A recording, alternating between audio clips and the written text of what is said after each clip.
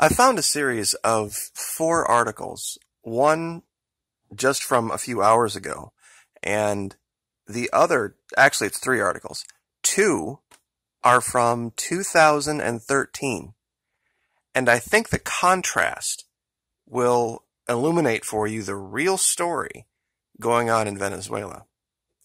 Now, this is a story about U.S. consumer goods maker Colgate-Palmolive has halted production at its detergent and dish soap plant in Venezuela because it simply lacked cardboard boxes to ship products. Now, this is October 18, 2018. Just now?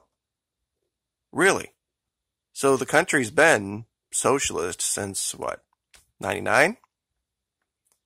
So it's taken it 19 years for that evil, almost nearly a quarter century, evil, terrible, horrible socialist model to kick in and destroy the business? Let's keep reading. The plant in the city of Valencia stopped operations on Monday, Union Representative Carlos Rodriguez said in a telephone interview. Its cardboard provider, Ireland's Smurfit Kappa, halted production in Venezuela last month after government authorities took over its local unit. Now, I'm sure there's a lot of people going, see. Well, the reason that the government takes over these places is because these companies have either we're going to operate at X amount of profit or we're not going to operate at all policy. Meaning they had everything they needed to do the cardboard boxes with. They just weren't going to do it because they didn't think they could make the amount of profit they were entitled to do it. You see, and that's the fallacy. That's the problem. Is that when you decide to withhold goods and withhold products from a society simply based on profit motive, yeah, that's a problem. Smurfit Kappa was one of the few remaining shipping materials manufacturers in the OPEC nation. Colgate is attempting to import cardboard boxes from neighboring Colombia, Rodriguez said. Rodriguez said the lack of cardboard prompted the company to push up vacations for the plant's 77 workers. He said a Colgate toothpaste plant was still operating, but had enough cardboard stock to cover only one more month of production. Now, think about that for a minute. What's being said in the background? They have all of these production plants, and they have workers who have vacation time. Like I said, Chavez took over with the new model in '99. It's 2018. Does that sound like some shit job? Colgate-Palmolive did not immediately respond to a request for comment. The company has 5 plants in Venezuela, including a soap factory that stopped operations more than a year ago. Multinationals in Venezuela have drastically scaled back operations as the socialist government's currency controls have made obtaining raw materials difficult and an economic collapse marked by spiraling blah, blah, blah, blah, blah. Okay, currency controls. This is one of the big things I haven't addressed that a lot of people have said are the problem and that they never work. Well, the reason that they never work is right here in this 2013 article. Now, this is when this all started to begin to spiral out of control. Now, this is before the U.S. decided to allow big oil to sell on the world market. This is before a lot of things had happened. Before the price of oil went down. There were problems. There were artificial shortages created by the producers in this country because they didn't like the policy of price controls. You see, the price controls weren't causing the shortages that they thought they would have in order to pressure the government. So they were taking products and they were hiding them and they were hoarding them and keeping them back and not selling them because they weren't making the profit they thought they wanted to make on them. See, they've had things they knew the community needed. So they felt like we should be able to mark this up exponentially until it gets to the point where they just don't sell it anymore. We're going to charge the maximum amount possible. It's called predatory capitalism. They were trying to go in like Walmarts do and put all the little businesses out of business like they have in this country, run at a loss, charge whatever they want, and then mark everything up. Now here, everybody was laughing at Maduro when he was talking about this CIA plot for chronic shortages. Let's read the article once again. This is, let me see if I get the date right here. It is 2013, Thursday, 26 September 2013. It's the rainy season in Venezuela, and Pedro Rodriguez has to battle upturned manhole lids, flooded avenues, and the infernal traffic jams in his quest for sugar, oil, and milk in Caracas. His daily battle to find food is not new, but it's getting worse. There's something about finally having enough to make ends meet and being unable to buy what I need because it's gone missing. To finally have enough to make ends meet and being unable to buy what I need. Wait a minute, back up. You mean that in the last 12 to 13 years, the financial situation in that country had turned around to the point where people had plenty of money, but then all of a sudden, oh no, there's shortages of goods? That's interesting. I thought socialism caused poverty. Absolutely not the case. 55-year-old removal man, I'm assuming trash removal man, who makes an average of 500 pounds a month. And down there, that was a lot of time. I'm thinking that's what that is, 500 pounds. I haven't lost hope that things will get better, but sometimes the end seems nowhere in sight. Venezuelans have faced shortages before, so rehashing old strategies such as substituting rice for, I guess this is manioc, or going to informal street vendors, now pay attention here, who resell oil, milk, or flour at a higher price comes easy. Now imagine if you were going into Walmart, and they said they had a sale on ABC thing, and they were gone. Everything of that thing was gone. And you went down the road, and there was a guy who had his van out, and it was completely chock full of that thing, and he was selling it marked up 3 times. You know what you would do?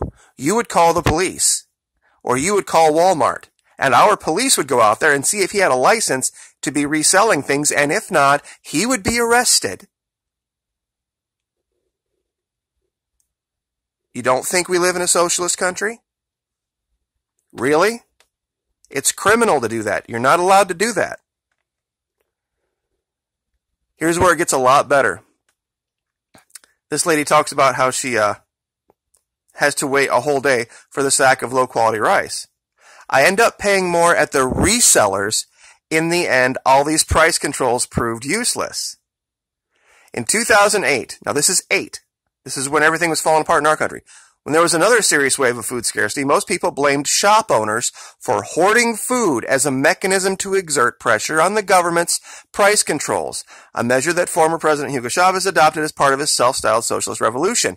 This is exactly what they were doing. These big multinational grocery store chain owners had plenty of things to sell the people. But the government said, you can't gouge these people. You can't sit and pick winners and losers. And they were pissed off at that. So they would hold warehouses full of shit and let things show empty on the shelf because we're not going to sell this unless we can make XYZ profit. This time, however, food shortages have gone on for a year, and certain items long gone from the shelves are hitting a particular nerve with Venezuelans. Toilet paper, rice, coffee, and corn flour, used to make arepas, Venezuela's national dish, have become emblematic for more than just an economic crisis. We used to produce rice, and we had excellent coffee. Now we produce nothing. With the situation here, people abandoned the fields. This is exactly what I have been telling you. In reference to government seized land that sits idle. It has nothing to, the government seized it because it was idle. Empty shelves and no one to explain why a rich country has no food. It's unacceptable, adds a 90-year-old farmer on the western state of Táchira. Once again, this is all in the western part of Venezuela, right on the border with Colombia. This is what they were doing. Astrobal Oliveros, an economist, one of the country's leading consulting firms, this recent bout of food shortages is the result of a series of elements coming to a head. An over-reliance on imports, directly attributable to big oil, to price controls, and quite simply a lack of funds. Food shortages in Venezuela have not only peaked, but they have lasted longer than ever. Other than oil, we produce close to nothing, and even oil production has decreased.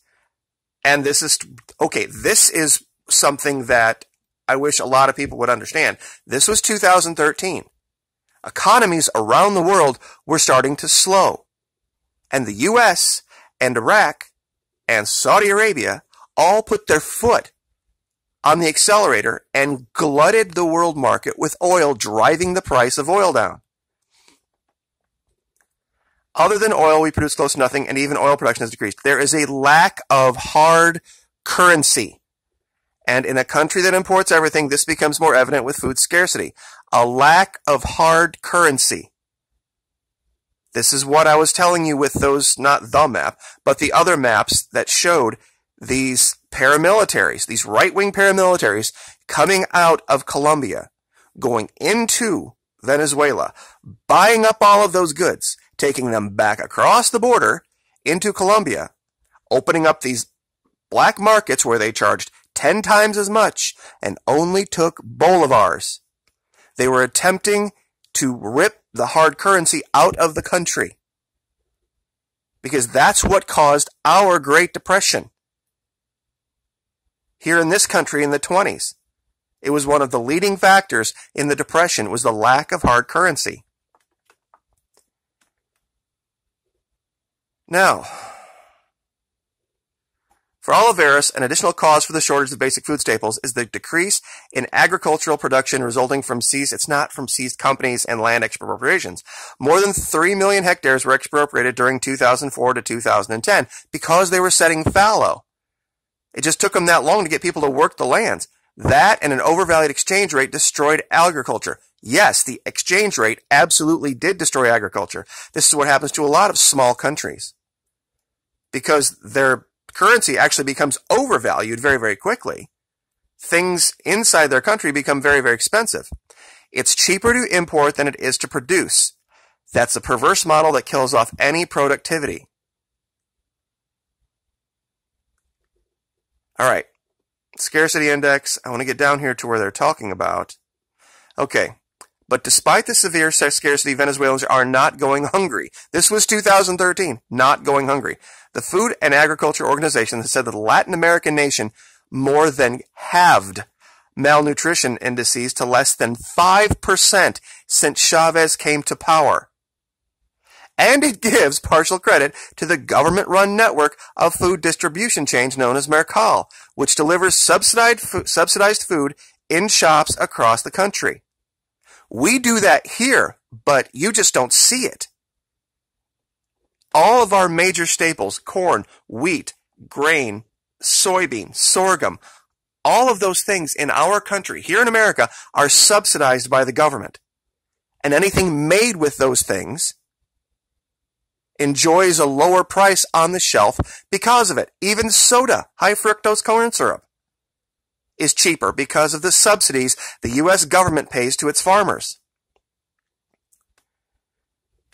Maduro said here in 2013, the food shortages are being artificially induced by the opposition. He claims they form part of a wider plan concocted by the CIA to destabilize his government, sabotage the oil industry, and trigger power cuts, all of which have come to pass, and now we have videos proving it.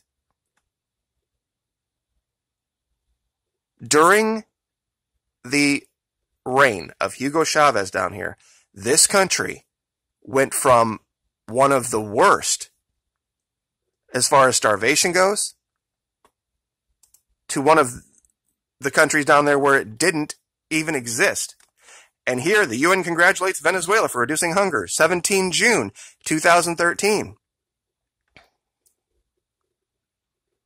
On Sunday, the FAO, the UN organization that specializes in nutrition, included Venezuela in a group of 18 nations that have cut their number of hungry people by half over the past 20 years. And like I said, this is 13. 14 of those 20 were under Chavez.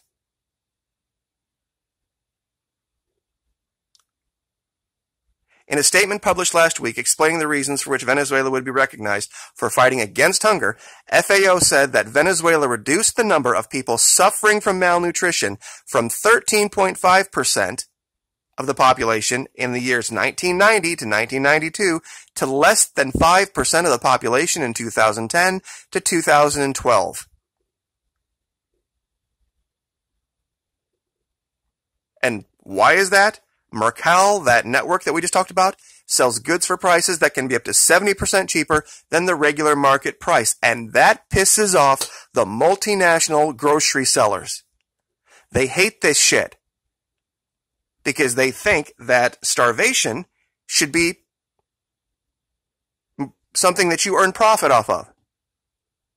And I ask you again, what if when you went into a grocery store in this country, our country, for example, that they were allowed to charge you whatever the hell they wanted based on how much they thought you needed the item?